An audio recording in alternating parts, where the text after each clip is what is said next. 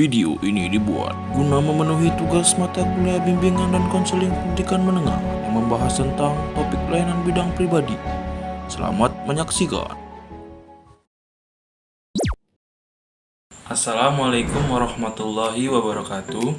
Perkenalkan, saya Muhammad Walidin Zuhdi dari Program Studi Bimbingan dan Konseling Angkatan 2019 Fakultas Keguruan dan Ilmu Pendidikan Universitas Sriwijaya.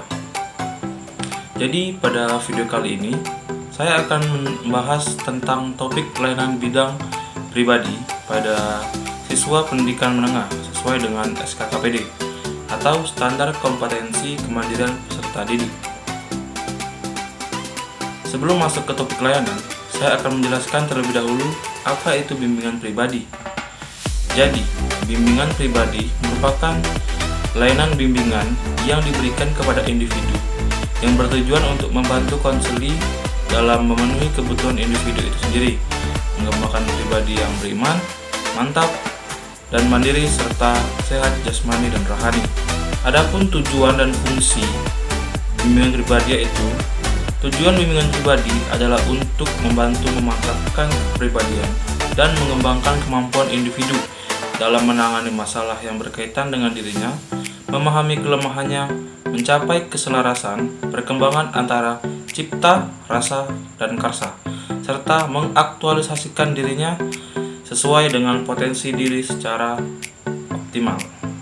Kemudian fungsi, yaitu fungsi bimbingan pribadi adalah untuk merubah dan mengajak individu memahami dirinya secara penuh dan utuh, serta menjadi tolak ukur perubahan menuju pribadi yang lebih baik atas dirinya sendiri, melatih dan menciptakan pribadi yang lebih sehat, aktif, dan kreatif. Baiklah, selanjutnya yaitu apa saja topik-topik layanan bidang pribadi pada siswa pendidikan menengah. Yang pertama, landasan hidup religius. Landasan hidup religius dalam bimbingan dan konseling merupakan dasar pijakan yang paling penting yang harus dipahami secara menyeluruh dan komprehensif bagi seorang konselor. Karena konselor tidak hanya sekedar menuangkan pengetahuan ke otak saja atau pengarahan kecakapannya, tetapi agama penting untuk menumbuh kembangkan moral, tingkah laku, serta sikap siswa yang sesuai dengan ajaran agamanya. Oleh karena itu, disinilah posisi keagamaan menjadi semakin penting untuk mengatasi kegelisahan-kegelisahan jiwa yang dialami setiap siswa.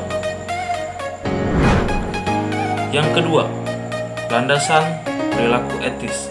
Landasan perilaku etis merupakan salah satu tugas guru BK untuk memahaminya, sekaligus mengenal keragaman sumber norma yang berlaku di masyarakat, yang diakomodasikan melalui menghargai keragaman sumber norma sebagai rujukan pengambilan keputusan dan melakukan tindakan untuk berperilaku atas dasar keputusan yang mempertimbangkan aspek-aspek etis tersebut.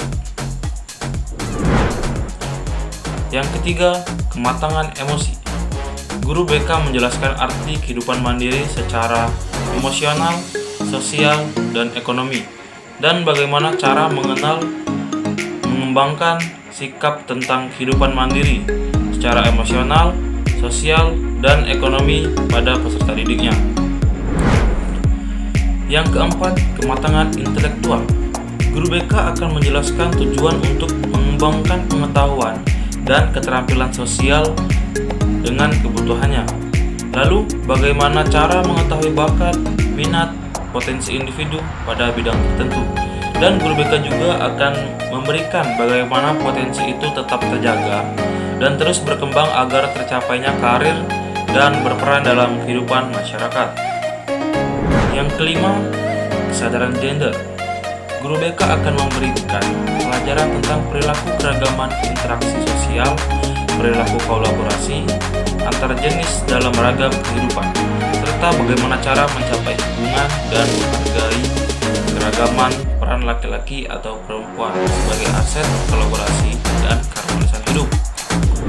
Yang keenam, pengembangan diri. Guru BK akan memberikan pelajaran bagaimana cara mempersiapkan diri, menerima, dan bersikap positif terhadap perubahan psikis dan fisik. Memberi pelajaran untuk menerima kekurangan dan kelebihan yang ada pada diri sendiri, serta mempelajari keunikan diri. Dan yang terakhir, yang ketujuh, kesiapan diri untuk menikah dan berkeluarga. Guru BK akan mengenalkan norma-norma pernikahan dan berkeluarga dengan cara menghargai norma-norma pernikahan dan berkeluarga. Baiklah, mungkin itu saja yang dapat saya sampaikan pada video kali ini. Semoga bermanfaat untuk teman-teman sekalian. Lebih dan kurangnya saya mohon maaf. Saya akhiri. Wassalamualaikum warahmatullahi wabarakatuh.